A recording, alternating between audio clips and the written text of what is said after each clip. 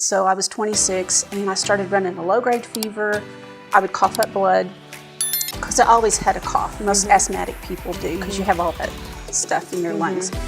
And I found a pulmonologist who I felt like at that time saved my life because I did not feel good at all. But before that, they treated me for pneumonia all the time.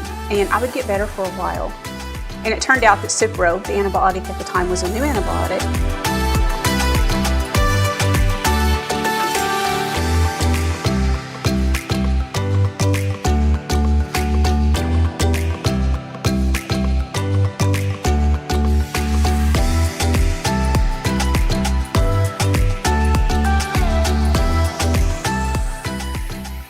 Good morning, friends. Thank you for joining us today on this program of Mornings with Missy.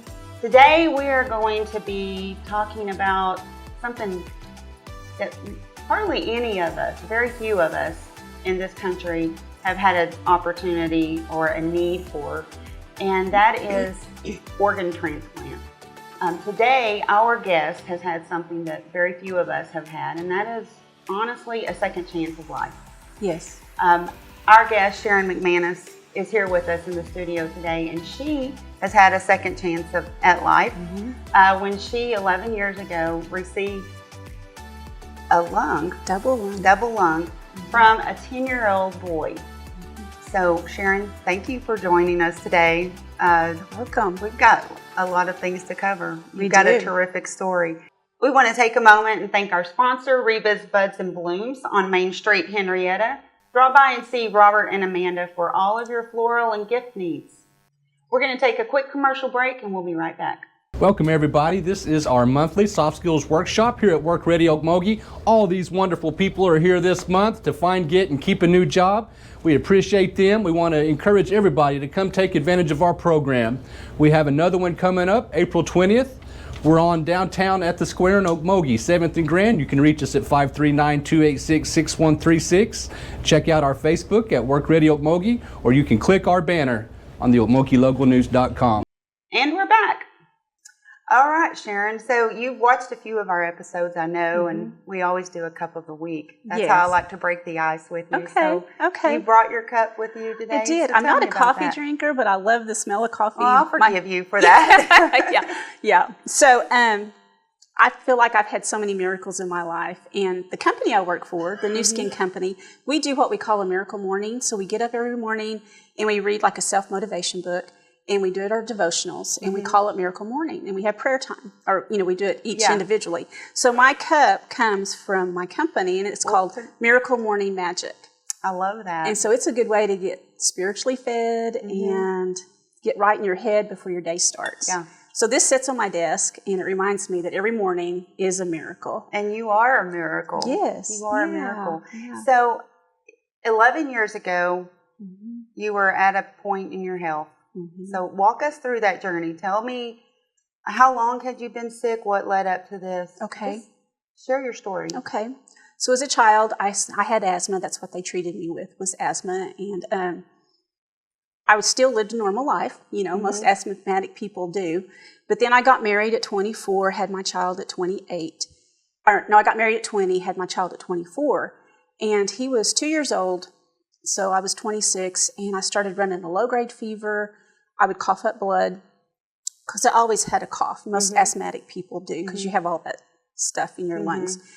And I found a pulmonologist who I felt like at that time saved my life because I did not feel good at all. But before that, they treated me for pneumonia all the time. And I would get better for a while. And it turned out that Cipro, the antibiotic at the time, was a new antibiotic, and that kept me healthy for the next 25 years. And then my body became immune to it. And so I would have to do IV antibiotic treatment at home when I got sick. I guess I was around 50 at that time. I got my transplant when I was 53. Oh, wow. And so we tried different antibiotics, and I'd be okay for a while, and then I'd get sick again. And then they got to the point they had to start mixing and making new recipes, I guess, with the medicine. And it just got to where nothing works. Where were you living at that time? We were at Wilson here in Henrietta. Okay. Yeah, outside of Henrietta. Yeah. And my pulmonologist told me that my miracle would be a lung transplant. And he gave me the options to go to Texas or Missouri. And we prayed about it. I mean, God was in this from the beginning. Like, he just carried me through because I didn't think I'd live past my 50s. You know how you just feel, when you're sick, you just feel. Like, I knew at one point my body was dying. So I feel like because he suggested the lung transplant, that was the beginning of the second part of my life. So we chose, this is the weirdest thing too, what God does. My dad preached at a little church outside of town, and his members had family in Missouri, in St. Louis. And so we were introduced to them, and they helped us so much. They were in their 80s, and these little people just loved on us. And I feel like that's why God put us there, so we could have them during this time. Yeah. So anyway, it took me about 2 years to get on the transplant list.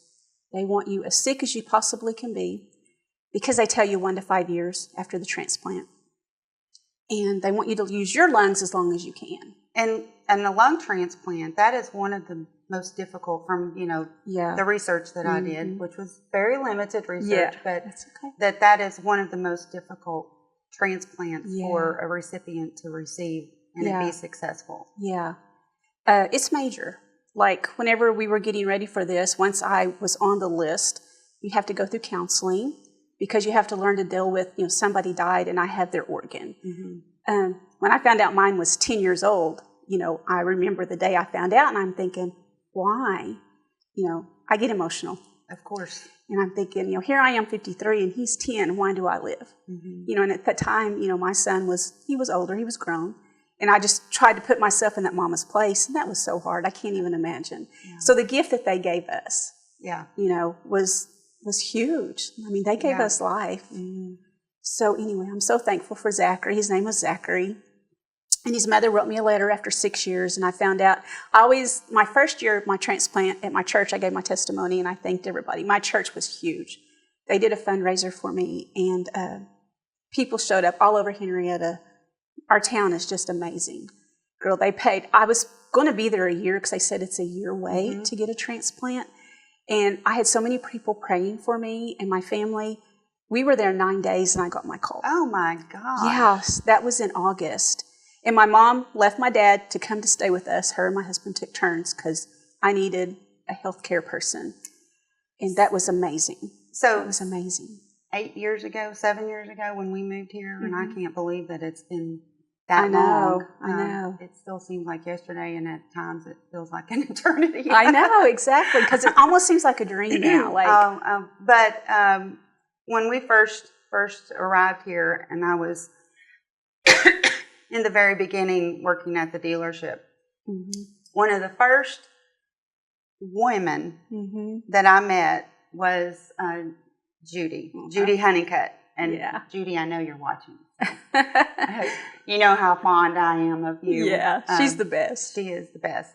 And she came by, and we got to know each other, on a surface level, but we shared some things, and she shared the story of her daughter. Yeah. And for some reason, I think it was because you were in Missouri that I was just thinking that you weren't local. Oh, I see. Yeah. I was, Yeah, gotcha. all of the details weren't sinking in. And then several years later, when I put the two dots together and realized that you were her daughter, I was like, oh my gosh. Yeah. You favor each of, one another so much. We do. And you have the same sweet aura about you. Well, thank you. My mom is a trooper. I tell you, she pushed me in a wheelchair, and she's so fun. So one time we got on an elevator. This is a funny story, and we forgot what floor. So she's like, well, we're just going to get out here. Well, when we got out, we were in the basement, and it was so scary. And I'm like, Mom, only you could get us off in the basement.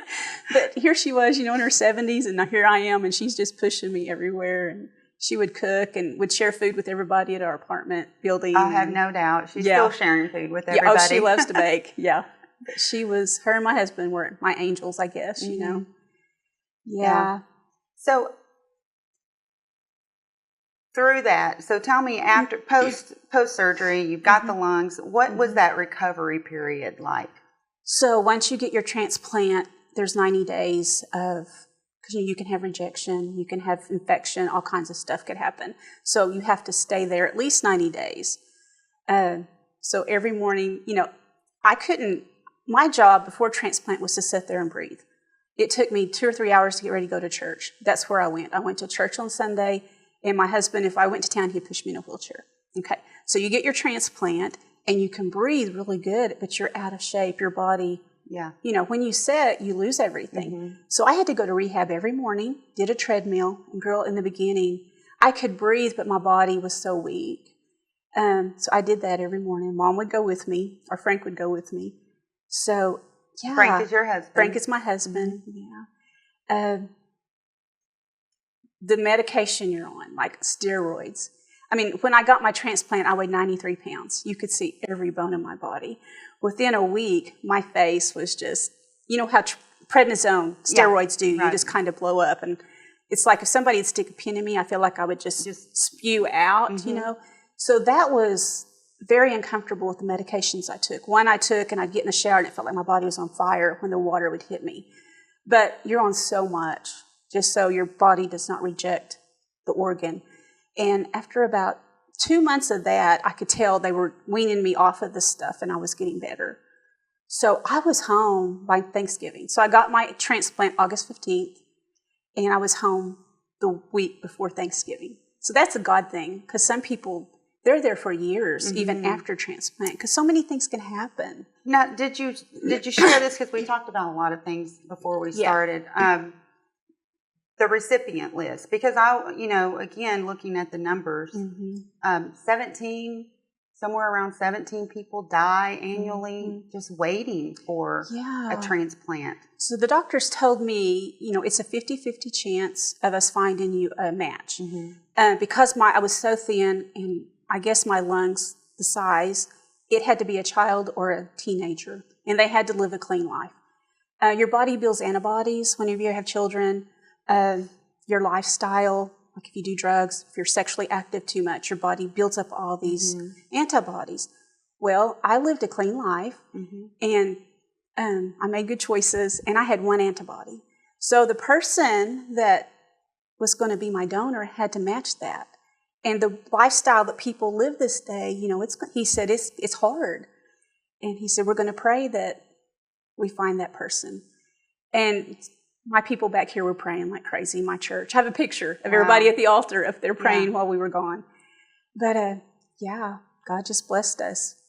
Yeah. Well, I say that. One person told me, he said, your prayer was answered, but that mama's prayer wasn't. And you think about that. So that was hard. Yeah, that is tough. Yeah. Did you go through any emotional difficulties, Yeah, with the medication I took. And then when I found out how old my donor was, there was a lot of tears, and anxiety was huge.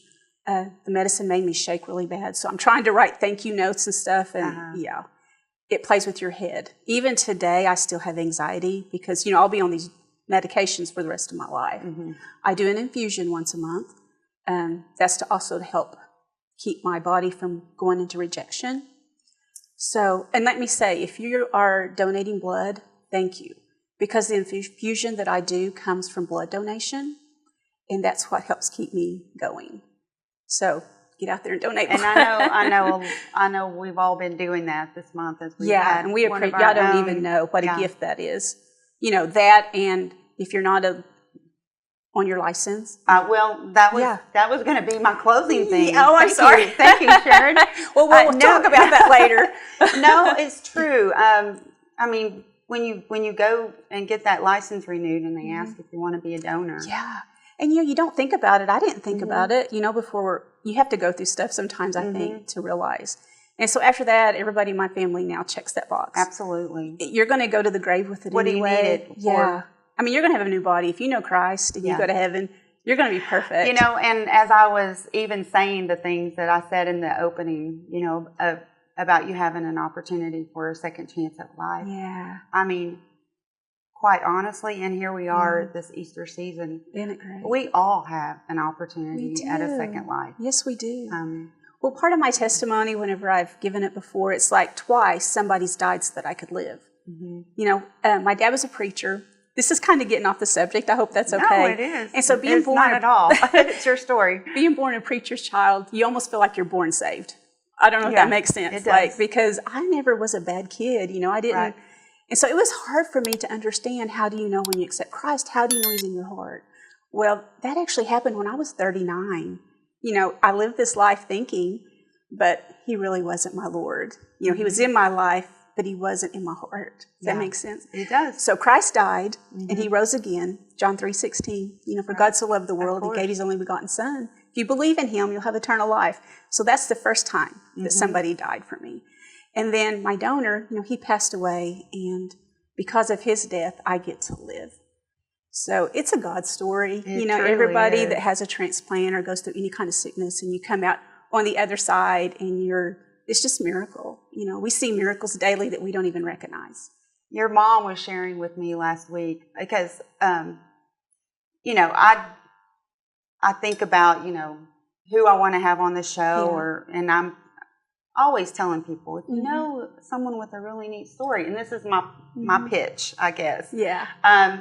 Please drop a note, send me a direct message, a text message, call the dealership, let me know, because there's so many women who have terrific stories. Definitely. And if your mom hadn't shared that with me, we might not be sitting here. I feel like someone would have. Yeah. But God just puts things in your mind or on your heart, and usually for a reason. That's right. His timing's perfect every time. And the day before your mom came in, I was like, I need to call Sharon. Really? I did. Wow. I need to call Sharon. Well, for two reasons. One was this. The other is I need to get some of that lotion. Not the tanning stuff, but the other. The firming cream. Yes, yeah, that's good stuff. Throw a little plug in. Yeah. Well, it is part of what you do and who you are. Yeah. But and then lo and behold, my mom pops in Judy, and she's got her two or three little jars of goodies for me, and she sits down and she was like, I watch your show. What do you think about? And I was like, oh my goodness. I have actually been thinking about that, Judy. Wow. So that's pretty amazing. And she said, well, that's a God thing. Yeah. So here we are. Yeah. Now, in addition to what you do now, because you said you've got your new skin business, I heard that you were a really good pie maker. Well, okay, so, you know, after you have a transplant, you do not have an immune system, okay? So after about 4 years, I'm home. My husband works from home now, and I'm like, I need something to do. Like, I can't go out. I don't want to work in the public. I don't want to risk, you know, getting sick and stuff. And so does your immune system, does it build back up? Are you doing? No, we keep it suppressed so I won't reject my lungs. So I've had rejection twice. And they put you in the hospital, or this is how they treated me, and they did this infusion for like 12 hours, 8 hours, and it's a lot of steroids. Like you're so hungry and you're so hyped up and you can't sleep. But anyway, we did that twice, and both times I'm fine. But that's normal, they say that happens. So anyway, I just wanted to do something from home, and I'm thinking, you see all these pretty cakes and cookies, and I'm like, nobody bakes pies. So for about 3 or 4 years, I baked pies for Thanksgiving in my home. I would do 55 pies with one oven, and I would be exhausted. But it was so much fun. People loved it, and it was something to do. And I prayed over every pie, and it's like, okay. And then I started having grandchildren, and I've not done that for like the last couple of Thanksgivings because I was exhausted. Sure. But it was so cool. Yeah. I love doing that. Yeah. So tell me about your family. Well, I'm married. Frank and we were married in 1982, and we have one son, Kyle. So when he was 2 was when I found out what disease I had, and because I had to be on so much medication and stuff, we decided he was our only child because I didn't want to take that chance, you know. And he married later. He'll be 40 this year, and we just had our 3rd grandchild. So we have a 5-year-old, a 3-year-old, and a newborn baby. So 2 boys and a girl. Frank does music at the Dura First Baptist Church. Our life is just good. And I want to say that if you have lost somebody in your life and you need help, we have grief share at our church every Wednesday night. So it is so good. I did that. They sent us to Texas for training, and I did that for a few years. And then we have another couple that has stepped in. It is so good. So if you're grieving, and some people have to wait a while, some people come immediately, but it really helps everybody. And grief is there's a lot of forms of grief. A lot of forms of grief. Yeah. It's I would assume that it's not limited only to someone who lost someone through death. I mean, that's what it's geared towards. It is. Yes, we have a lot of ladies. I didn't know if there were, other types of grief. There are other types of grief, but we pinpoint death on this one. Okay. We've had people that lost their children, their spouse. Yeah, it's a good thing. It's a good program at our church to have. I'm sure that very trained people. And we have a counselor at our church, Brandon. He's there to help. So if y'all need any help, just reach out, and we'd love to have you there. Well, fantastic. Yeah. Sharon, I appreciate you coming in this morning and sharing your story. I think that it's just so incredible when we can meet, especially the women, because this is, geared for the women, but when we meet strong, dynamic women and women of faith that can impact, because you definitely have had an impact on the circle of influence that you are surrounded by. I just want to spew God. I mean, God, without Him, none of this would have been possible.